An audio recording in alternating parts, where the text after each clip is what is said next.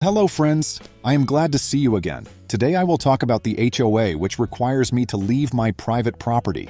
I was still in socks when the deputy banged on my cabin door like it owed him money. The knock rattled the cross-braced pine like someone was trying to drive a stake through it. My phone buzzed in tandem, unknown number, then immediately a second call from the property manager, Ivy, with one terrified text. "They called 911 on you. Answer the door. I'm 2 miles out." I peered through the window.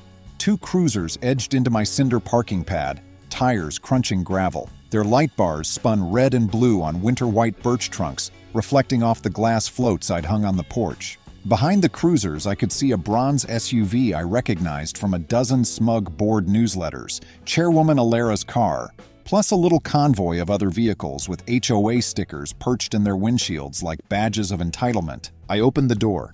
Cold mountain air bit my throat. Pine resin and wood smoke hung heavy. My 2 dogs, Cricket and Tonka, froze halfway through a tug-of-war rope. The deputy spoke first, hat brim dripping melted frost. "Sir, we received a report of a trespasser in this dwelling." "In my dwelling?" I asked, sweetness coating my confusion. "That's the report."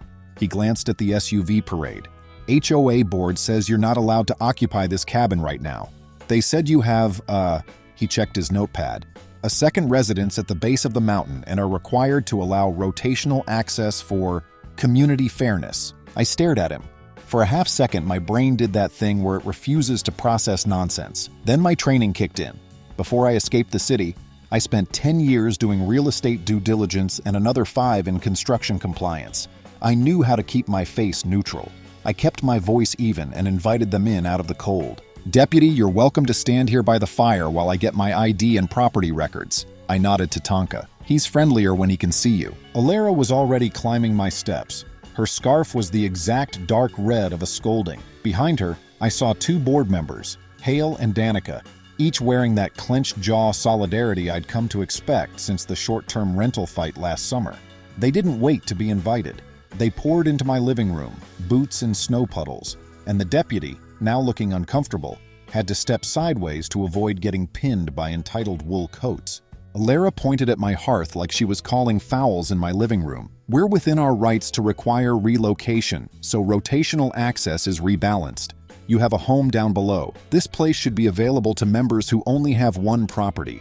We had a lottery this week. Your name was assigned to the volunteer pool to vacate." "Volunteer pool?" I repeated, tasting the phrase like a rotten berry. She jutted her chin. "We sent out an email. You didn't respond. The board voted at our special meeting." The deputy looked at me and then at her. His eyes slid back to me with a silent plea. "Please make this normal." I pulled the leather folder from beneath the coffee table. Deed, plat map, title policy.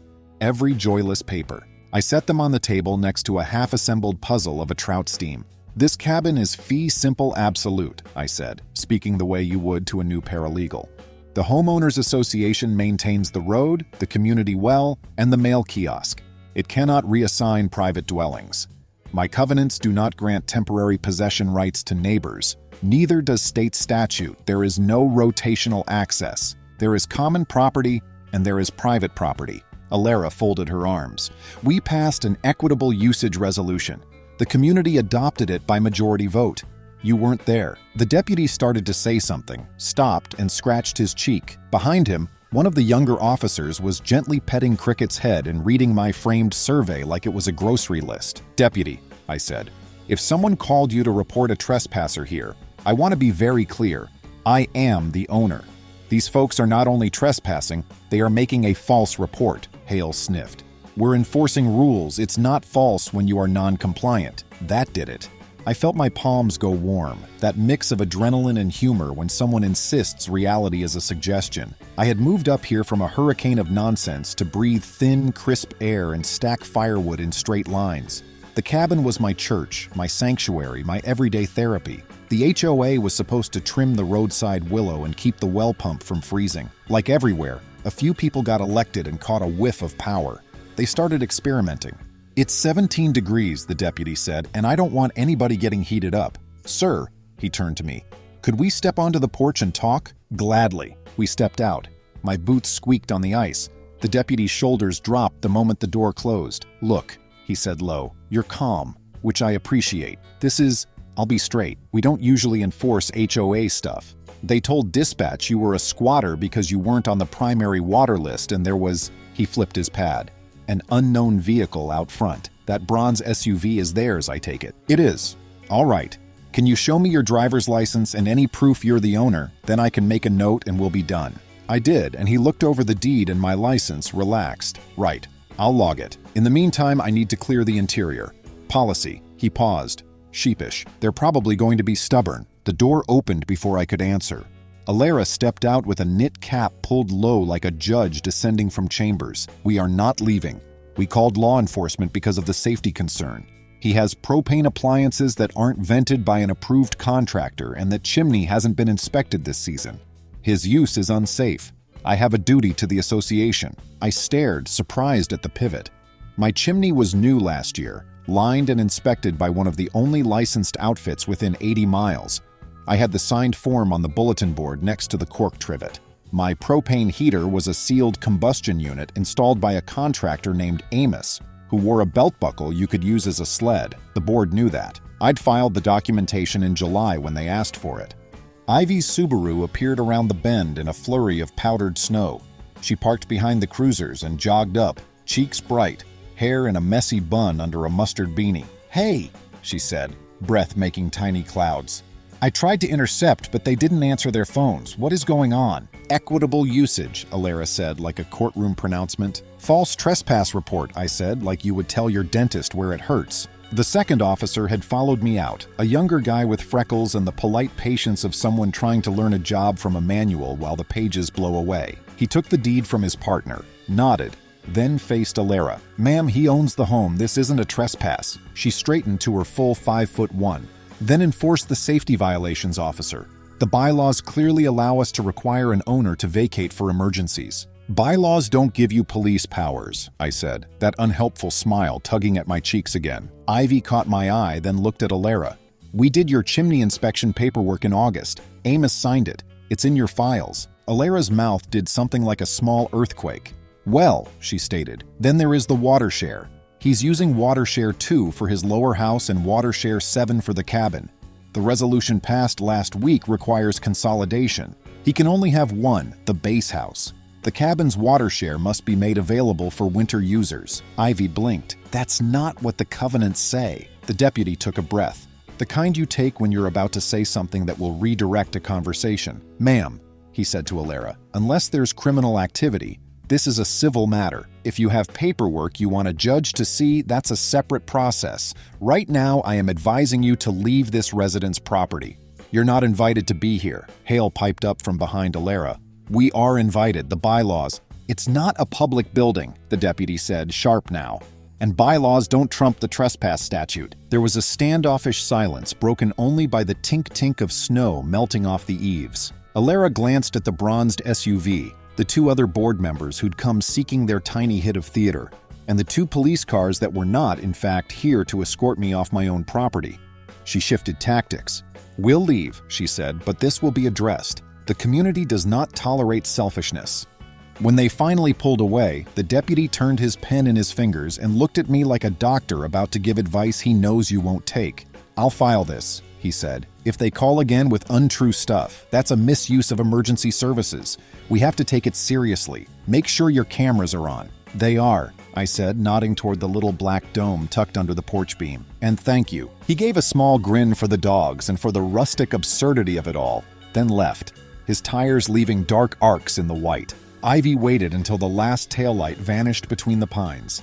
Then she said what we were both thinking. "They're going to escalate." I put my forehead to the cold porch post and laughed once without humor. "Let's make sure that when they do, they trip over every legal threshold we can put in their way." We went inside and I poured 2 mugs of hot cider. The fire ticked like a returning heartbeat. Ivy sat on the arm of the couch and pulled her gloves off with her teeth. "You know," she said, "in the last meeting, Alara floated a community resource balancing plan. I thought it was bluster, but last week they had a closed session you weren't invited to. Nobody was except the board and a couple of their friends. They've been talking about just used and underutilized assets like they're running a timeshare. Closed sessions are for legal matters with counsel," I said. They can't make bylaws in secret. They're calling it a temporary equitable policy. Ivy set her mug down and tweaked the thermostat because she is the sort of property manager who notices when your vents breathe wrong. She also happens to be a real friend, the kind who has tolerated my idealistic rants about property rights with amusement since I met her 2 years ago. She connected me with Amos for the chimney, with Raina for the plowing, with the guy who fixes generators for people who would otherwise be sweating over a YouTube video and a stripped bolt at 2 a.m. Basically, she is the gravity that keeps this mountainside from drifting into chaos. What's their angle? I asked. Power trip or money? Both. There's a rumor they're trying to push you to list the cabin as a community guest house. They want to claim maintenance checks for it through the dues. Then they'll assign stays to their friends and call it board discretion. You know who wins board discretion. Board discretion is how Hale's cousin got the fence variance nobody else gets. Right. I ran a hand over Tonka's ears. His fur was electric with static. My brain clicked like a safe dial. Okay, I said, let's do this methodically. Step 1, document everything. Save that 911 call record. Get the dispatch logs. I'll put a request in with the sheriff. Step 2, formal letter, certified, to the board demanding they cease and desist trespassing. Cite the covenants, the property deed, the fact that misusing 911 is illegal and can carry fines. Step 3, open meeting complaint. Their closed session wasn't noticed properly. Step 4, Ivy said with a grin, motion capture trail cam right on your porch to watch for any clipboard crusades. I nodded. And step 5, if they set foot here again without my permission, I call it in. No more polite chats. We draw the line. Ivy's smile faded to something resolute. They'll try to harass you with violation notices. They'll pick anything. Barking dogs, snow berm encroachment, firewood stack height. They can try. We'll answer each one with receipts and code sections. Also, they have to be re-elected this spring. The dogs, sensing the meeting was over, returned to their rope. Ivy dug in her backpack and handed me a thick manila folder. I pulled every notice they've sent people the last 6 months, she said. Patterns help the courts see intent. There's a woman named Narita on the far ridge. They tried to tell her she had to remove her wheelchair ramp because it wasn't stained wood tone neutral.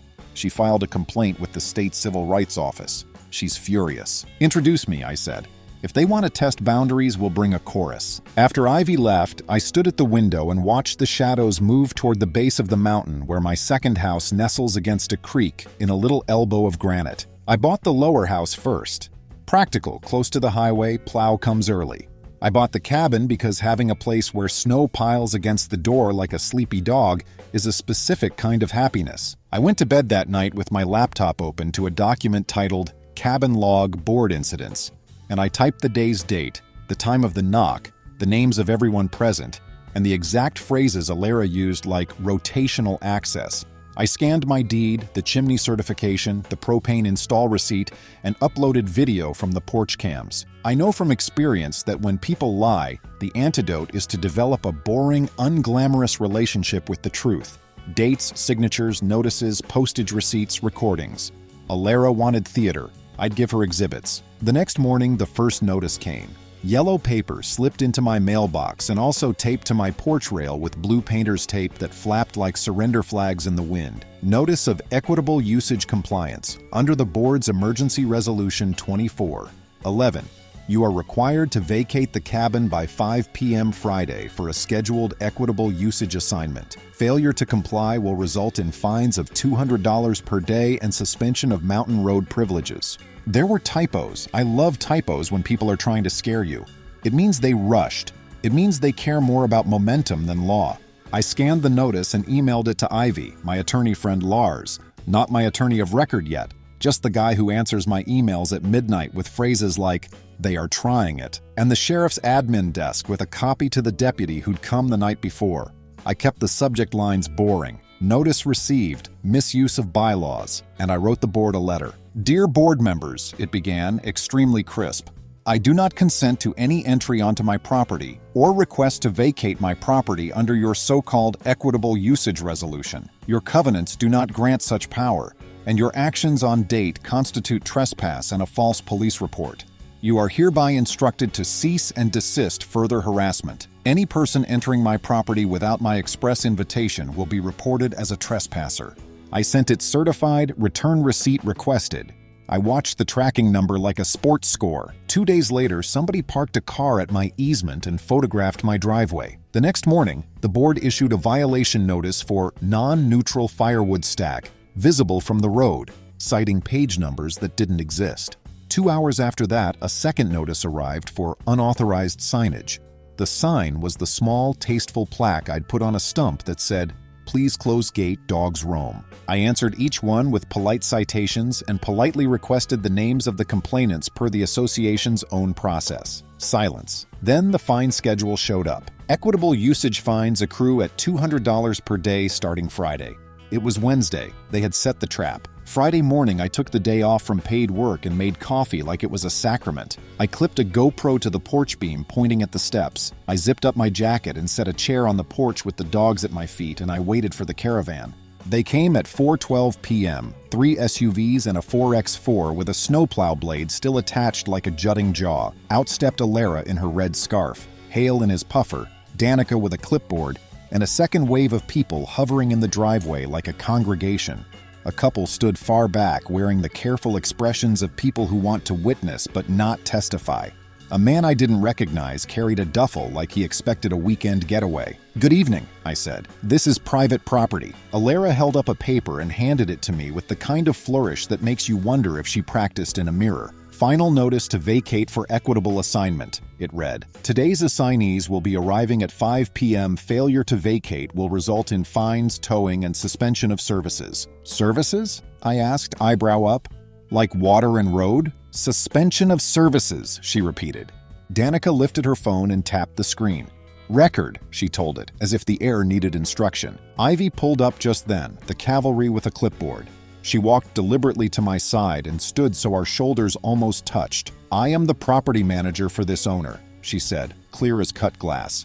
"You are trespassing. This association has no ownership or possessory interest in this cabin. You will leave." Hale gave a small laugh. "You're a contractor. Stay in your lane." Ivy didn't blink. "Here's my lane."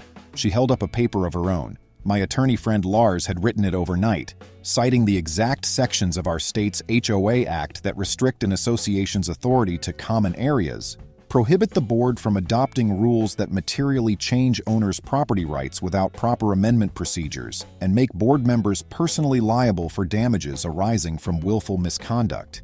It included a paragraph about misuse of 911 and one about harassment. It even cited the part of the criminal code about extortion, obtaining property, or an official act by threats, like the threat to cut off essential services. "Extortion?" Alara repeated, mouth twisting. "You said you'll suspend road maintenance and water unless he surrenders possession to your assignees," Ivy said. "That's textbook." Somewhere in the middle of this, the deputy rolled up again because I had called 5 minutes before they arrived. He parked behind their line like punctuation. He didn't get out right away. He let them stew, visible in his rear view. When he finally stepped onto the snow, he was all business. "Afternoon," he said. "We're back." "Officer," Alara began, "we are here to enforce our resolution. We are not trespassing. This is the community's interest. You're on private property," he said, not inviting argument. "You were told before not to come back here for this purpose. Leave. If you think you have a court order, you can show me." "Do you?" She hesitated. "Do you have a court order?" he repeated. "No." "Then leave." It was like watching a balloon deflate, a quiet hissing of pride leaving a rigid shape. They tried to save face, but no performance beats a badge in a steady voice. They left. They did not, however, stop. That week, I found a notice taped to my lower house door, down by the creek, informing me my secondary residence would be subject to water shutoff for improper power usage. Ivy snorted when she saw it. "This is what they're doing to other people," she said. "They make it up and dare you to hire a lawyer. Some folks cave because they don't want to be the squeaky hinge." "Well," I said, holding up my squeak like a trophy, "I am that hinge." We filed a complaint with the state agency that oversees homeowner associations. Every state has some version, a consumer protection or real estate department, where you can submit an administrative complaint. We attached copies of everything. We asked for an investigation into open meeting violations, unauthorized rulemaking, and fines issued without authority. I sent a separate letter to our county water district explaining that any suspension threatened by the board would be retaliatory and unlawful. I copied the sheriff and the county attorney. I printed everything and put it into a binder labeled with duct tape. Then I got organized in a way that makes tyrants sweat. I went visiting. First, I drove to the far ridge and found Narita, the woman with the wheelchair ramp. She was sharper than me by a mile. Her voice had the soft rasp of someone who has been angry long enough to find a calm beyond it. She had filed her civil rights complaint after Danica wrote her up for a ramp that wasn't stained to match the house. The ramp was cedar and beautiful. The notice said she should use wood tone neutral stain. So clear, she told me deadpan. They wanted me to stain wood the color of wood. We drank coffee at her kitchen table, and she asked me to print copies of all my documentation to send with hers. Patterns, she said. Make judges stop looking at you and start looking at them. She was right. We took photos of her ramp from 6 angles. We pulled the board minutes, or what passed for them, combing through misstatements and moved seconded lines with no vote counts. We highlighted where they went into closed session without identifying a legal basis like attorney-client discussion or litigation. We printed the mailing list for notice of special meetings. Half the missing names had one thing in common. They were the ones who'd voted against the board's ban on short-term rentals the year before. Next, I visited an older couple, Elian and Marta, who had received a warning about unauthorized nocturnal noise. Their noise was a generator test required by the manufacturer. In the dead of winter, the HOA wanted them to skip it. I asked if I could borrow their notice and took a photo of the yellow paper with nocturnal underlined twice in ballpoint fury.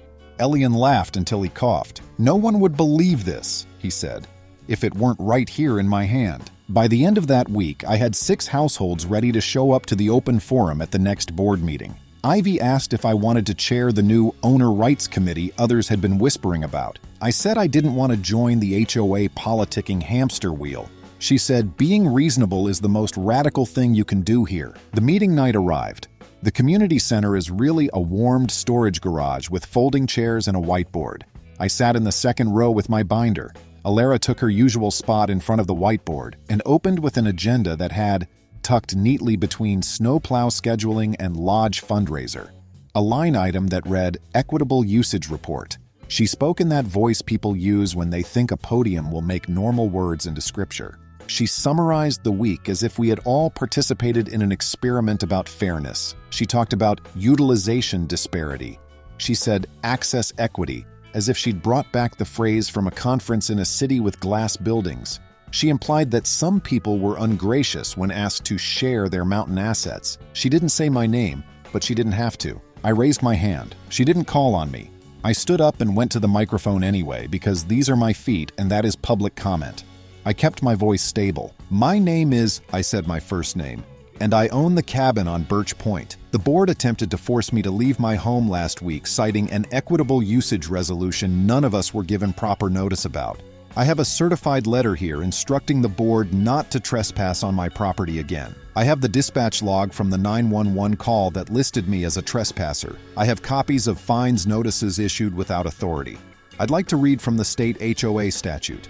I read the parts that mattered, that rules have to be reasonable and within scope, that boards cannot adopt new restrictions on the use of individually owned property without following amendment procedures, that essential services cannot be cut off as leverage, that meetings must be open and noticed." Hale tried to interrupt. "We're not doing legal lectures," he said.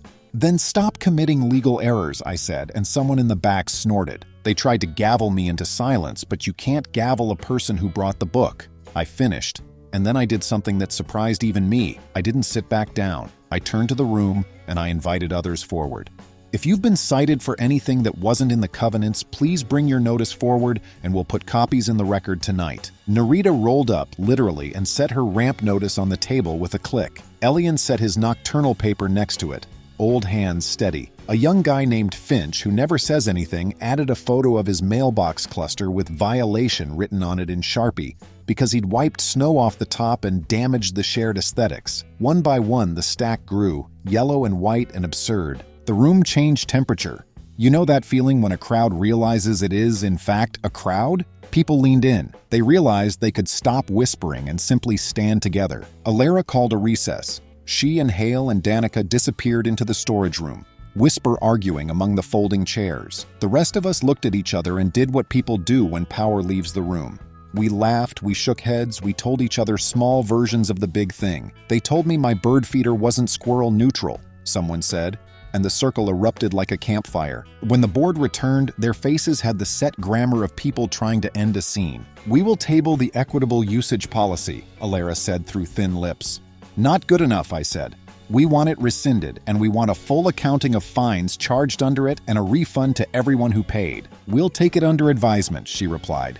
"Also not good enough. Put it to a vote right now." She tried to gavel again. "That's not on the agenda." "It's on mine," I said.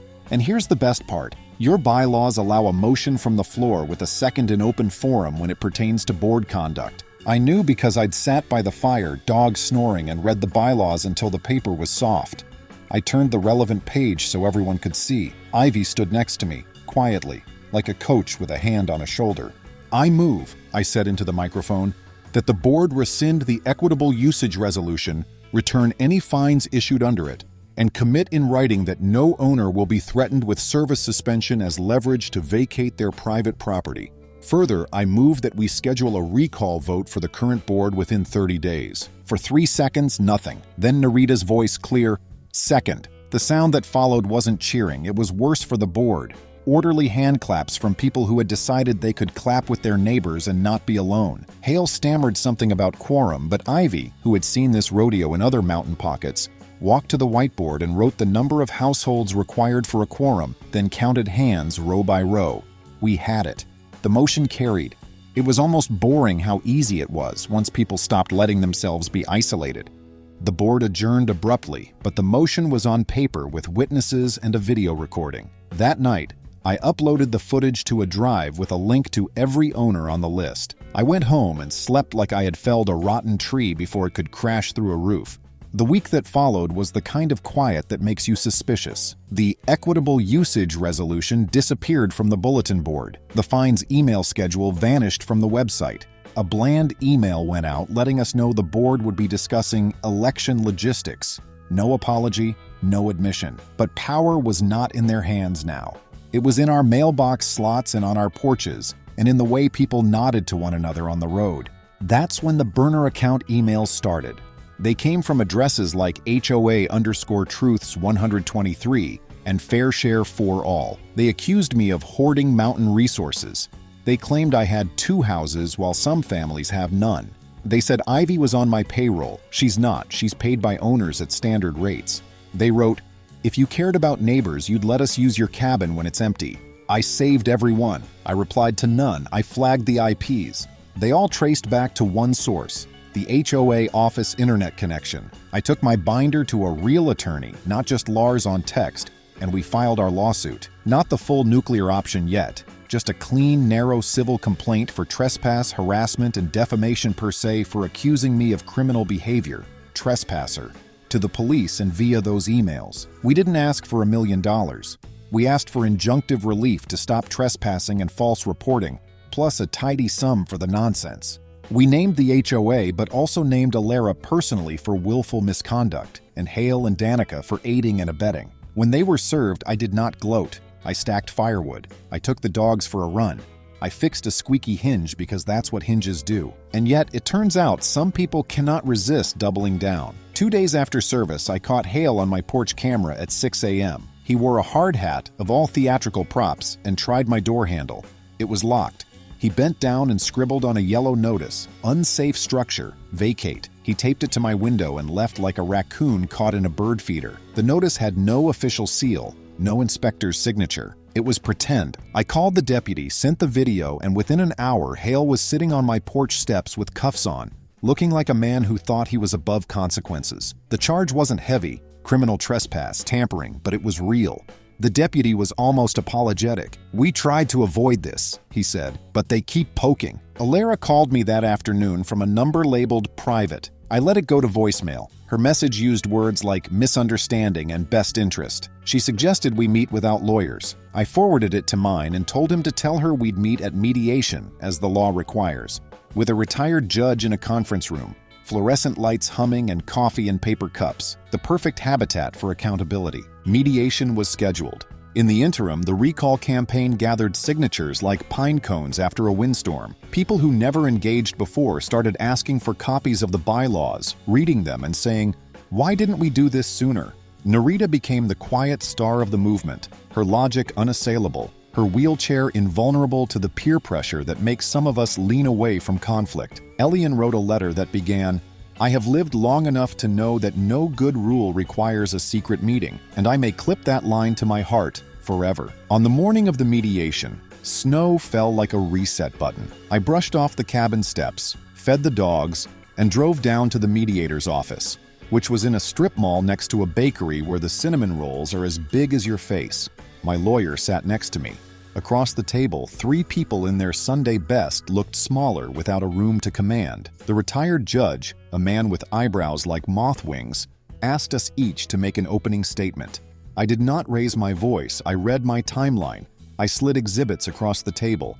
I let the footage of Hale trying my door handle play without commentary. I watched the judge's eyebrows lift an inch. Alara began her opening, but halfway through community fairness, the judge held up a hand. "You don't have the authority to do what you attempted," he said almost kindly. "And you certainly don't have the authority to involve law enforcement under false pretenses.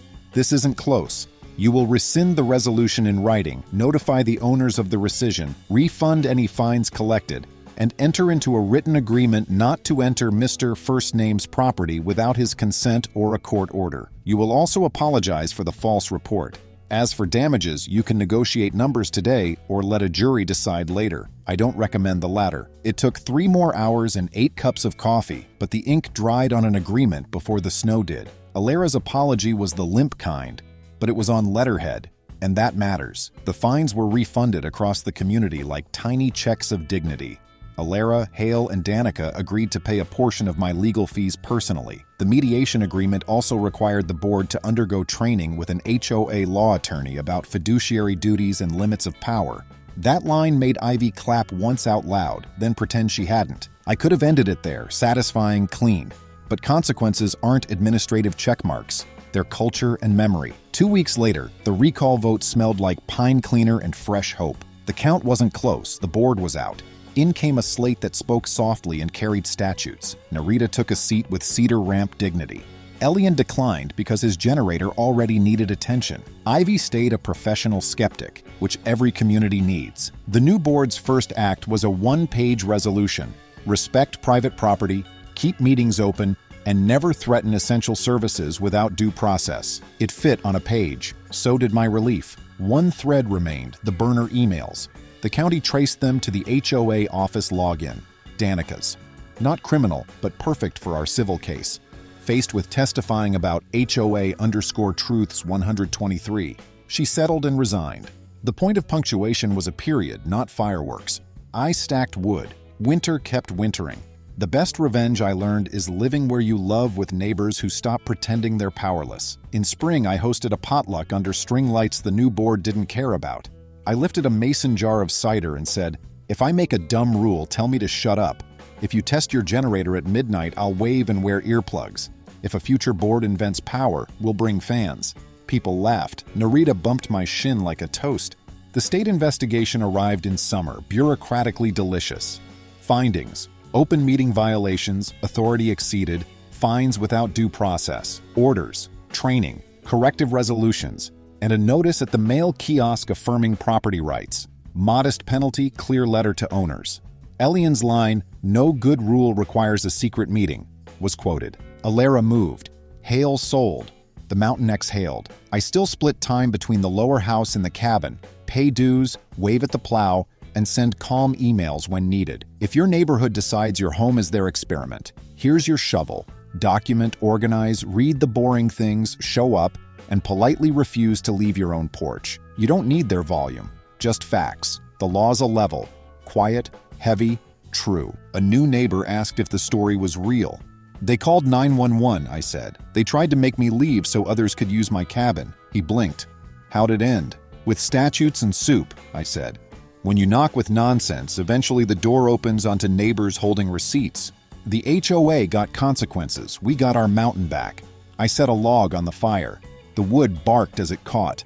The wind sighed along the ridge. The dogs flopped in stereo. Remember, not today, not this house, not this mountain. Hold firm with steady neighbors. Friends, thank you. See you soon.